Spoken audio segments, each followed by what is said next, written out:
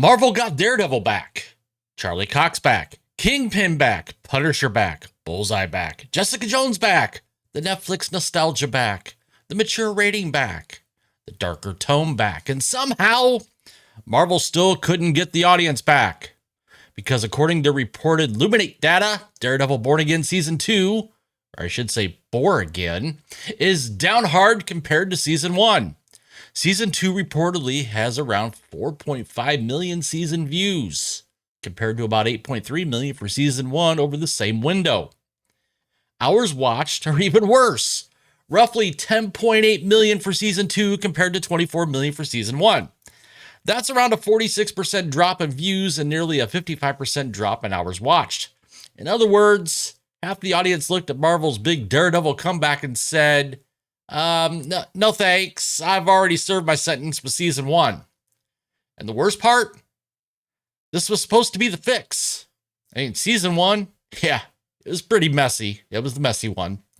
Season 1 was a production disaster. Season 1 was the don't worry, they changed creative teams halfway through excuse. You could definitely tell. Season 2 was supposed to be the real version, the clean version, the Marvel finally figured it out version. And now the audience is disappearing faster than Matt Murdock's law practice. So today we're talking about Daredevil Born Again Season 2, the reported ratings collapse, Marvel TV fatigue, and how Disney somehow took one of the safest superhero comebacks imaginable and turn it into another streaming autopsy. Let's roll the intro.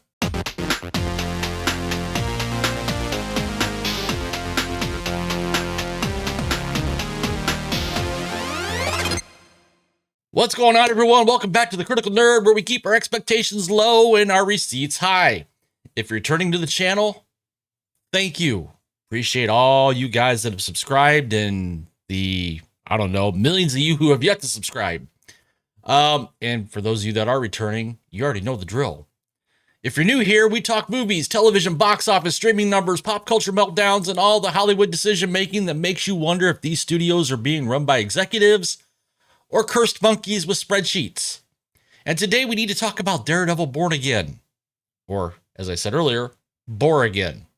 Because this should have been very easy to do, in my opinion. This was not the same random Marvel side character nobody asked for. This was not another Disney Plus content initiative starring a character whose main superpower is appearing in post-credit scenes for projects that never happened. This was Daredevil. This is Matt Murdock. This was one of the few Marvel characters people were actively begging to see again after Endgame. Fans wanted Charlie Cox back. Heck, fans wanted Vincent D'Onofrio back. Fans wanted the Netflix tone back. Fans wanted a gritty, grounded, adult superhero drama where the stakes felt real, the villains felt dangerous, and the hero had more personality than quippy trauma delivery system number 47. Marvel had the whole cheat sheet. They had 3 seasons of Netflix Daredevil showing them exactly what worked. They had the same actors. They had years of fan demand. They had built-in nostalgia. They had one of the most beloved superhero shows ever made as a roadmap. And somehow they still drove the car into a wall, kind of like Wile E. Coyote, backed up and hit the wall again. And then announced Season 3 was already filming, because, of course it is. Do me a favor, YouTube loves engagement, so if you would, smash that like button, subscribe if you haven't yet, and let's get into the latest episode of Marvel Had One Job and somehow outsourced it to damage control. We need to start with the numbers, because numbers are where Hollywood excuses go to die.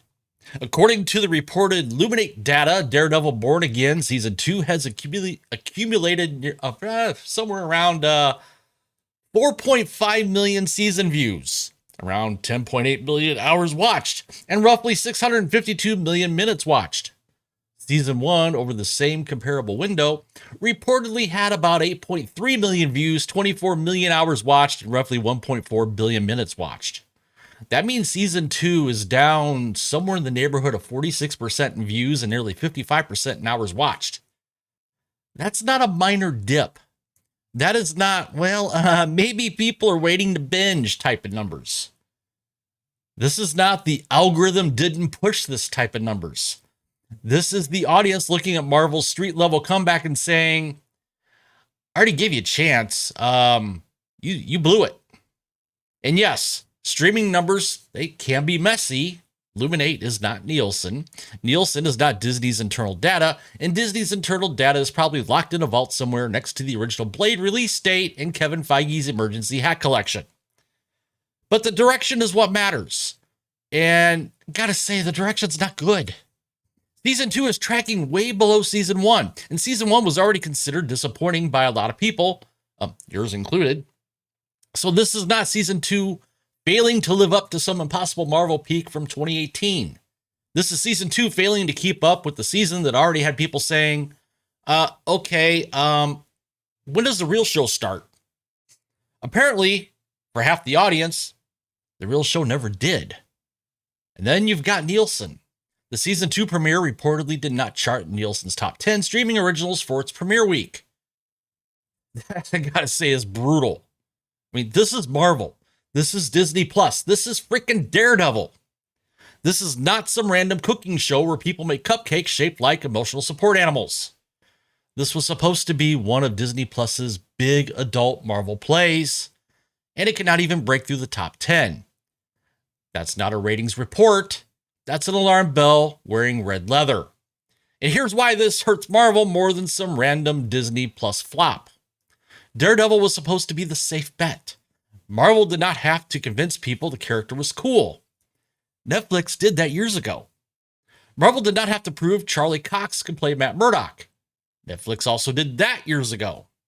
Marvel did not have to prove Vincent D'Onofrio could play Wilson Fisk, aka the Kingpin. Netflix had already done that too. Marvel did not have to create a tone, a world, a style, or a fan base from scratch. Again, Netflix did that. Disney had a blueprint.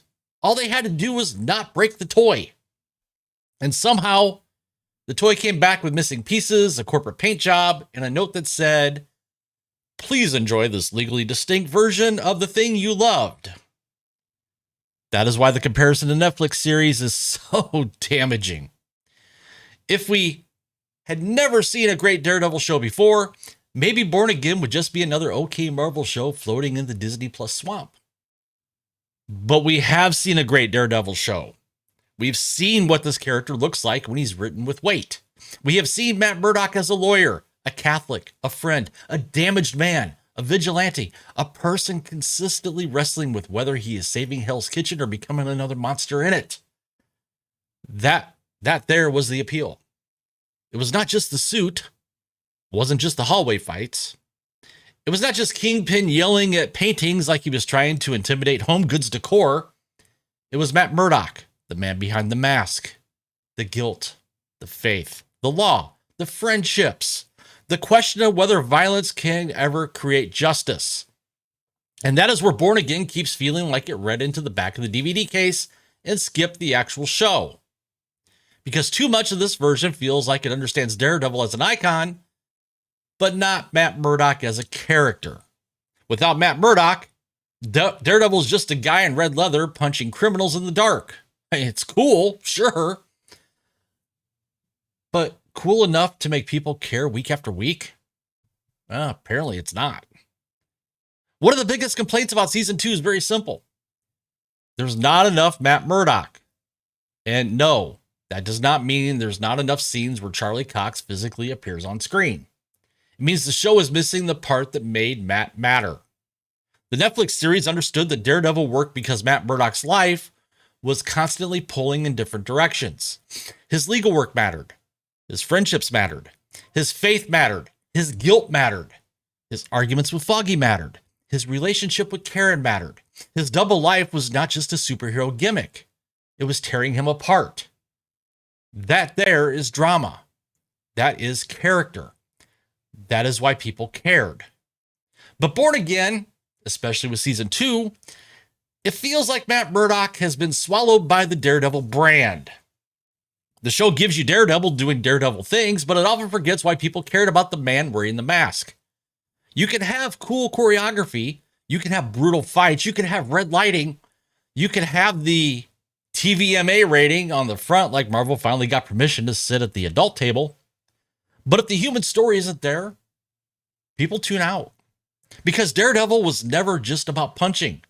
People didn't just want Daredevil punch his man in an alley. They wanted Matt Murdock trying to save his city while wondering if he was losing his soul. That's the show. That's the hook. That's the part Marvel keeps rushing past so it can cram in more side plots, more characters, more setup, and more this will matter later energy. And the audience? Well, the audience is tired. Very tired. Marvel keeps writing checks on future investment, but viewers are no longer interested in financing the cinematic universe with their free time. And now we have to talk about the Foggy and Karen issue. The heart of Netflix's Daredevil was not just Matt. It was Matt, Foggy, and Karen. The trio that really mattered. Foggy was not just comic relief. Karen was not just a supporting character. They were the emotional architecture of the show.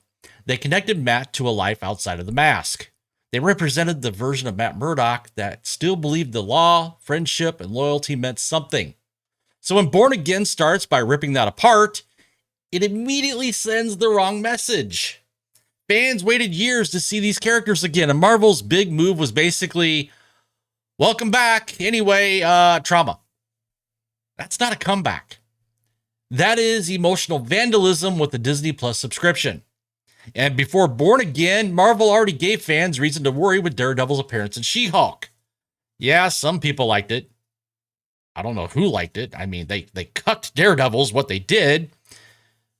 Yeah, different shows can have different tones, but come on, man. You take a character beloved from one of the darkest, grittiest, most grounded superhero shows ever put on television, and one of his first major Disney appearances is the Walk of Shame version of Daredevil. Yeah, the Walk of Shame version of Daredevil. That was the moment a lot of fans started looking around like, oh no, they're going to MCUify him, aren't they? And that is the fear. Not that Daredevil can never be funny. Not that Matt Murdock can't have charm. Charlie Cox is very good at charm. The issue is tonal whiplash. The issue is taking a character known for Catholic guilt, street-level crime, moral conflict, and brutal violence, and dropping him into the Disney Plus quip machine like he's just another action figure in the brand toy box. Born Again was supposed to erase that doubt. Instead, the doubt stuck around and put on a red suit and started haunting the ratings. The other big problem is that season 2 was sold as the real test.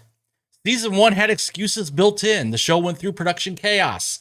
The creative team changed. Material was reworked. Parts were reshot. The tone had to be adjusted. The whole thing had that Frankenstein energy where you could see the stitches if the lighting hit just right. So season 1, when it disappointed people, the defense was, wait for season 2. Season 2 will be cleaner. Season 2 will be the real vision.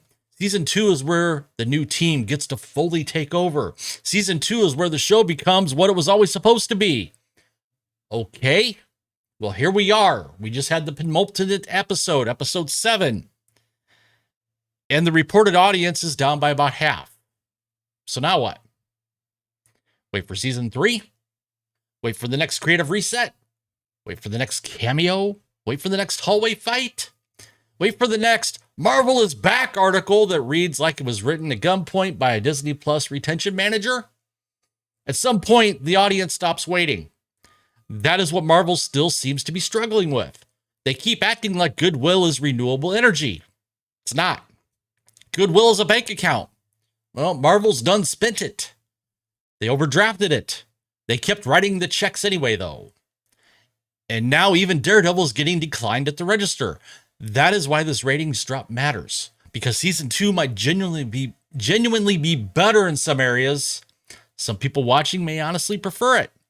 But if season 1 burned enough of the audience, season 2 being better does not automatically bring them back. You didn't always get a second chance to make people care. Especially when their streaming queue has 900 other options and none of them require a flowchart explaining which Marvel show still matters.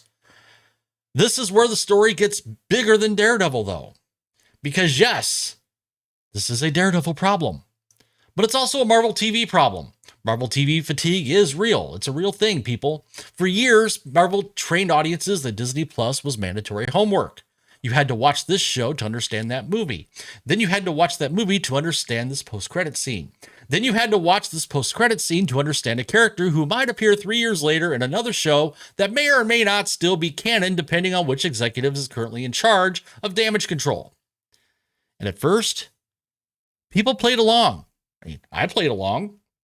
Others in the YouTube sphere played along because Marvel had earned the trust. The Infinity Saga trained audiences that there would be a payoff. You watched the pieces move because you believed the board mattered. But after Endgame, the board turned into a yard sale. Everything was a setup. Nothing felt essential. Shows came and went. Characters appeared and disappeared. Massive events supposedly happened, then barely mattered. And the audiences learned a very dangerous lesson. You can skip Marvel now. That there is the killer. Once audiences realize they can skip your content and survive, they keep skipping. That hurts the weak shows first. Then it starts hurting the stronger ones. Then it starts hurting the characters people actually like. And that is what makes Daredevil so concerning for Marvel. This was not supposed to be disposable. This was not supposed to be the, well, nobody asked for it show. This was supposed to be one of the crown jewels of Marvel's Disney Plus era. The mature street-level reset. The proof that Marvel could course correct. Instead, it looks even like Daredevil has to carry the sins of Secret Invasion, She-Hulk, Echo, and the entire Disney Plus content treadmill on his back. No wonder the man needs enhanced senses. He has to hear the audience leaving in real time. At the center of all this, though, is trust. Marvel used to have it. Marvel used to be the studio where audiences showed up because they believed the payoff was coming.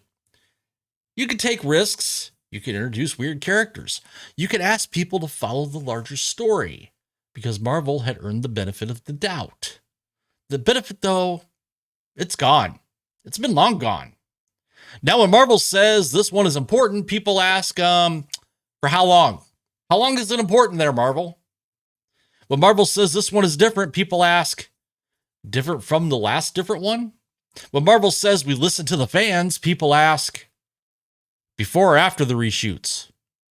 Like, Captain America, Brave New World. Just saying. And when Marvel says Daredevil is back, people ask, which version? The Netflix version or season 1? That's the problem. The audience did not reject Daredevil. They rejected modern Marvel's handling of Daredevil. They rejected the feeling that the thing they loved had been repackaged into another piece of MCU content. They rejected the loss of Matt Murdock's emotional center. They rejected the absence of the core trio. They rejected the tonal confusion. They rejected the sense that Marvel keeps fixing mistakes it should not have made in the first place. And they rejected it with one thing Hollywood actually understands. Their time. They stopped watching. That there is the receipt. So here's the final verdict. Daredevil Born Again was supposed to be Marvel TV's redemption story. Instead, it may be one of the clearest signs yet that Marvel's audience problem runs deeper than one show. Marvel got the character back. They got the actors back. They got the nostalgia back. They got the mature rating back. They got the street level MCU back. But according to the reported numbers, they didn't get the audience back. And that is the part that should terrify those at Disney. Because if Daredevil can't automatically bring people back, then nothing is automatic anymore. Not the logo, not the cameos, not the nostalgia, not the multiverse, not even the characters fans spent years asking for. Marvel had one of the safest comeback stories in superhero television. A beloved character, a beloved actor, a beloved villain, a proven blueprint, a built-in fan base. And somehow, they turned it into another conversation about ratings damage, creative overhauls, and Marvel fatigue. So maybe the title was right after all. Maybe this really is Daredevil Born Again, because after this ratings drop, Marvel's going to need a miracle. But that's just my take. What do you think? Is Daredevil Born Again Season 2 being unfairly ignored? Did Season 1 burn too much trust? Or is this just another sign that Marvel TV fatigue has finally caught up with even the characters people actually like? Drop your thoughts in the comments below. Do me a favor. Like this video if you enjoyed it. Subscribe if you want more box office streaming or Hollywood meltdown coverage. And as always, keep your expectations low and your receipts high. I'm the Critical Nerd, and I'm out.